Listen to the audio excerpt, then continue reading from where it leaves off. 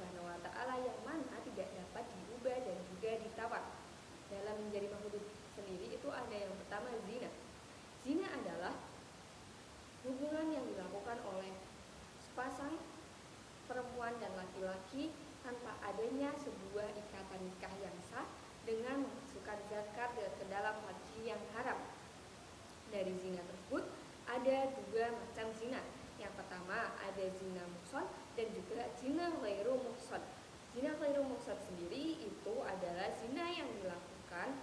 Zina ghairu muhsan adalah zina yang dilakukan oleh orang yang belum ada ikatan menikah, entah itu dari perempuan atau laki-lakinya. Sedangkan zina muhsan itu adalah zina yang dilakukan oleh seseorang yang memang sudah memiliki hubungan nikah. Lalu zina ghairu muhsan sendiri itu dihukum dengan 100 cambukan dan menurut sebagian ulama itu ditambah dengan pengasingan selama 1 tahun. Lalu untuk zina muhsan sendiri itu hukumannya dirajam sampai mati. Hal ini dapat dilakukan dengan pembuktian. Yang pertama, ada pengakuan secara sadar dan berulang oleh pelaku. Dan yang kedua, ada kesaksian oleh 4 orang laki-laki yang adil. Nah, lalu dari 4 laki-laki itu menyaksikan secara langsung yang mana zakat itu memasuki haji yang haram tersebut. Dan yang terakhir itu ada tuduhan. Namun jika ada tuduhan tanpa bukti, itu dihukum qadzaf atau dapat dihukum dengan 80 cambukan. Nah, lalu kita masuk ke dalam qadzaf. Qadzaf sendiri adalah menuduh orang yang baik melakukan zina atau perbuatan tercela secara seksual secara terang-terangan tanpa bukti yang sah seperti pengakuan oleh 4 saksi yang adil. Nah, dalam qadzaf ini terdapat juga saksinya. Yang pertama ada 80 cambukan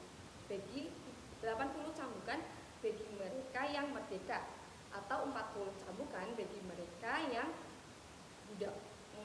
Lalu yang kedua ada kesaksiannya tidak diterima lagi. Jadi karena orang qadzaf itu kesaksiannya bohong, maka kesaksiannya yang sudah kena qadzaf itu saksinya sudah tidak diterima lagi. Lalu orangnya dicap dengan fasik. Lalu syarat dari melakukan sanksi tadi itu ada yang pertama tuduhan tanpa 4 saksi. Syaratnya disebut sebuah qadzaf. Yang pertama itu tuduhannya tanpa 4 saksi. Yang kedua, tuduhan disampaikan dengan sadar.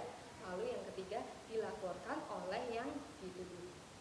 Lalu dari mahudud lagi yang ketiga ada syurbah atau minum khamar. Syurbah adalah perbuatan minum minuman keras atau alkohol yang memabukkan. Lalu Islam itu melarangnya karena merusak akal dan moral. Hal ini sangat bertentangan dengan maqasid syariah yang mana yang mana kita harus menjaga akal. Nah, sanksi dari syubhah sendiri yang pertama ada hukuman cambuk. Jumlahnya itu bervariasi menurut mazhab masing-masing.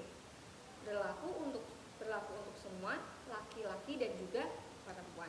Baik, presentasi dari kami. Kiranya terima kasih. Assalamualaikum